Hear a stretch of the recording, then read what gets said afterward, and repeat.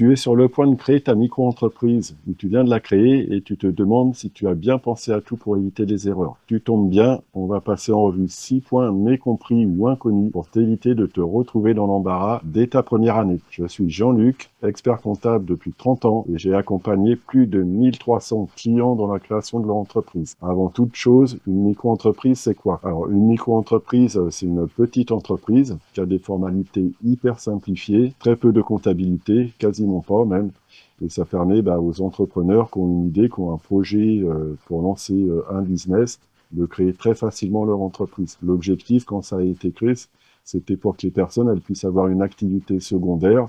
Par exemple, les étudiants, les retraités, les salariés, leur permettre d'avoir une activité qui leur assure des revenus complémentaires et de pouvoir créer leur entreprise avec un minimum de formalités. Alors maintenant, le premier point. Alors, le code APE et le code NAF, c'est quelque chose d'important. Quand tu vas créer ton entreprise, l'INSEE va te donner un code NAF, qui s'appelait auparavant un code APE, qui va permettre de classifier ton activité. Donc, il y a toute une nomenclature qui est déterminée par l'INSEE, qui existe depuis très longtemps. Et c'est important parce qu'en fait, en fonction du code qui va être attribué, tu vas dépendre de certaines activités et donc après tes assurances par exemple vont pas être les mêmes selon l'activité dans laquelle tu es classé. Si par exemple tu es classé dans le bâtiment, forcément tu vas payer beaucoup plus d'assurance que si tu es un prestataire de service. Et souvent quand on crée son entreprise, on choisit pas en fait son code NAF, il est attribué par l'INSEE une fois qu'on a créé l'entreprise et parfois en effet il y a quelques erreurs, des erreurs de manipulation où la personne n'a pas très bien compris l'activité. Et donc, il faut bien vérifier ce code NAF qui correspond bien à son activité,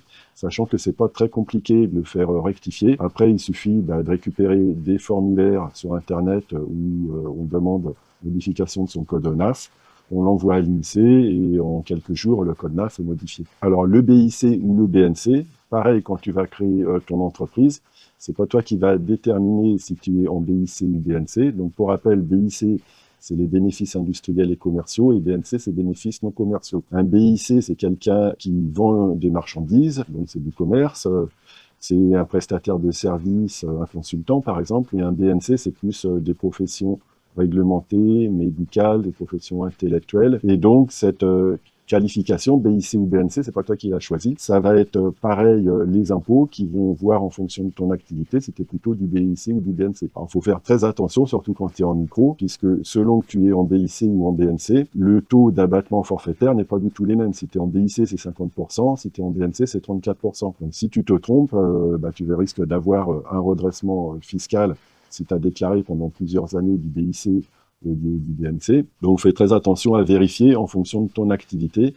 Des fois, c'est pas toujours évident, donc il faut bien se renseigner parce qu'il y a des activités qui sont à la frontière du BIC ou du BNC. Par exemple, un développeur informatique qui travaille que sur commande, qui fait du coup un travail plutôt intellectuel pour créer un logiciel, ça sera du BNC. Alors que s'il vend, par exemple, de l'informatique, s'il vend des logiciels qui sont standards, ça va être plutôt du BIC. Donc c'est vraiment essentiel dès le début de bien vérifier qu'on est dans la bonne catégorie BIC ou BNC. Troisième point, les seuils. Si tu es en micro, c'est fondamental de vérifier tes seuils. C'est des seuils en fait de chiffre d'affaires. Il faut suivre ton chiffre d'affaires tous les mois, puisque lorsque tu vas dépasser tes seuils, tu vas changer de régime fiscal. Alors il y a deux seuils pour lesquels il faut être vigilant. Il y a le seuil en matière de TVA et le seuil en matière d'imposition. C'est deux seuils qui sont complètement différents. Exemple, pour un prestataire de service, le seuil de TVA, il est à 37 500. Ça veut dire que quand tu vas dépasser ce seuil de 37 500, alors un peu plus parce qu'il y a un seuil de tolérance, mais tu vas devoir passer à la TVA. Et tu pourras quand même rester en micro-entreprise, puisque le seuil de la micro-entreprise, c'est-à-dire celui qui va déterminer le régime d'imposition, le régime de la micro, il est à 77 700. Donc tu vois, c'est ça, il faut bien les avoir en tête, il ne faut pas les mélanger entre le seuil de la franchise de TVA et le seuil de la micro-entreprise qui sont complètement différents et bien les suivre tous les mois pour, en cas de dépassement de ces seuils, prévenir les impôts pour leur dire attention, ce mois-ci, je passe à la TVA et dans ces cas-là, toutes les conséquences qu'il va y avoir derrière, faire des factures avec de la TVA, faire des déclarations de TVA, etc. Sachant qu'il sera toujours possible, tant qu'on ne dépasse pas le seuil de la micro, de rester en micro-entreprise. Après, pareil, quand la micro, on a dépassé le seuil de la micro-entreprise, prévenir les impôts pour leur indiquer qu'on a dépassé le seuil. Là, ça fonctionne un peu différemment. Alors, je ne vais pas rentrer dans tous les détails dans cette vidéo. Mais pour la micro-entreprise, en fait, il faut dépasser le seuil pendant 2 années d'affilée. Donc, si on a dépassé ces seuils de 77 700 qu'une seule fois, bon, pour le temps de l'année d'après, si l'année d'après, on l'a encore dépassé, on passe au 1er janvier au réel, et donc là, il faudra faire le nécessaire pour choisir sa forme juridique. Est-ce qu'on reste en entreprise individuelle ou réelle? Est-ce qu'on crée une société, etc. D'où l'importance, en conclusion, de bien suivre ces seuils. C'est fondamental quand on est en micro-entreprise. Alors pour la TVA, attention, dès qu'on atteint le seuil de la franchise de TVA, à partir de ce moment-là, on doit faire des factures avec TVA. Ça a changé depuis cette année. Auparavant, il y avait un effet rétroactif, heureusement qui a disparu parce que c'était compliqué. Une fois qu'on avait fait ces factures, de refaire des factures avec de la TVA. Mais là, maintenant, c'est dès qu'on dépasse le seuil, on fait une facture avec de la TVA. Un 4e point, est-ce qu'un compte pro est obligatoire? C'est une question qui revient souvent. Est-ce qu'on est obligé d'ouvrir un compte pro qui, en général, coûte un peu plus cher qu'un compte personnel? Alors non, c'est pas obligatoire.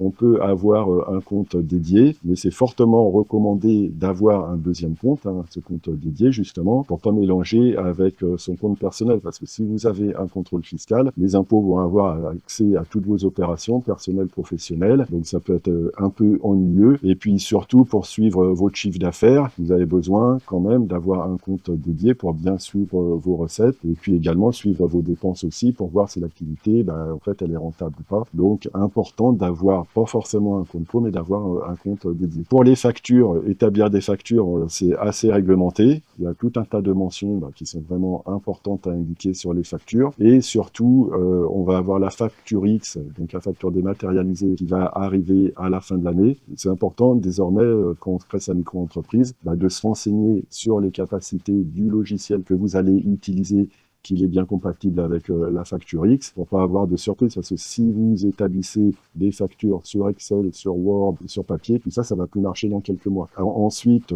tous ces logiciels, en fait, ils sont formatés, c'est la moindre des choses, avec les mentions obligatoires. Donc, pour partir sur de bons pieds, prenez un logiciel conforme avec la nouvelle réglementation de la facture X, comme ça vous ne serez pas embêté non plus avec les mentions obligatoires. Un autre point important, lorsque vous êtes en micro et vous êtes exonéré de TVA, de bien faire figurer en bas de votre facture une mention obligatoire, puisque vous n'allez pas facturer de TVA, il faut expliquer pourquoi. Et donc, il faut rappeler, c'est un article spécifique du Code général des impôts, c'est l'article 209.2 du CGI, donc vous mettez cette mention-là en bas de vos factures. Si vous ne le faites pas, le risque qu'il peut y avoir, c'est que votre client récupère la TVA alors qu'il n'a pas le droit, qu'il fasse un calcul, si vous voulez, pour ressortir la TVA, c'est totalement interdit.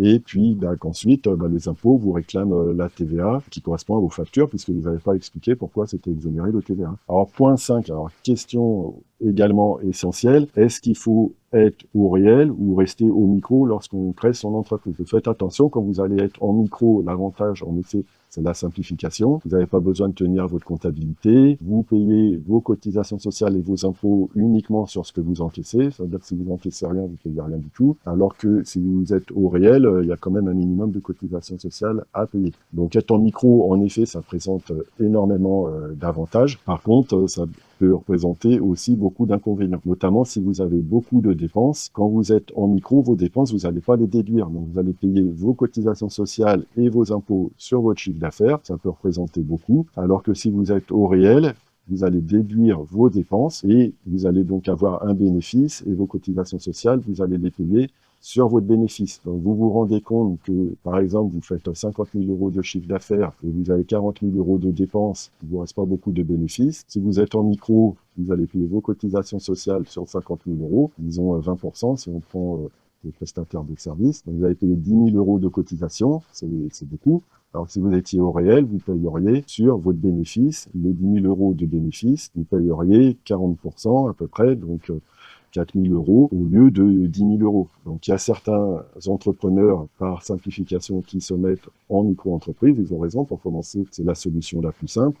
Mais il faut bien calculer, lorsqu'on va commencer à se développer, qu'on va commencer à avoir des dépenses, si on n'a pas plutôt intérêt à être au réel pour pas se mettre en difficulté et payer des cotisations sociales qui mangent quasiment tout le bénéfice. Et le dernier point que pas beaucoup de personnes savent quand ils créent leur entreprise, c'est la CFE, c'est la contribution foncière des entreprises. En effet, quand vous créez une entreprise, vous avez une taxe qui est l'équivalent, si vous voulez, de la taxe d'habitation pour les particuliers, Là, c'est pour les professionnels. Donc ça s'appelle la CFE. C'est une cotisation. Le montant, il n'est pas évident à déterminer puisqu'en fait, il est fixé par les communes. Et chaque commune, en fait, le fixe en fonction généralement de l'endettement de la commune et de ses ressources, évidemment. Donc, il peut être plus ou moins important en fonction des communes. Il y a aussi une cotisation minimale à payer, sachant que si vous faites moins de 5 000 € de chiffre d'affaires, vous pouvez être exonéré de CFE. Bon à savoir également, lorsque vous créez votre entreprise, vous êtes exonéré de CFE la première année. La deuxième année, il y a un abattement de 50%. Par rapport à cette exonération de la première année, ça marche par année civile. Donc, il faut faire attention si vous avez la possibilité plutôt que créer son entreprise au mois de décembre, où vous aurez du coup qu'un mois d'exonération, il faut mieux la créer au mois de janvier, puisque vous aurez une année complète d'exonération. Voilà, donc quand vous créez votre micro, pensez à avoir en tête que vous avez cette taxe-là, cette CFE, c'est pas énorme, ça va dépendre de votre commune. En général, c'est entre 300, mais ça peut aller jusqu'à 1 000 €. Ça va dépendre de nombreux critères. Je suis curieux de savoir en commentaire si tu avais déjà fait le tour de toutes ces infos. Et si tu as la moindre question, n'hésite pas à laisser un commentaire ou à prendre contact avec moi. Et je te dis à bientôt pour une prochaine vidéo.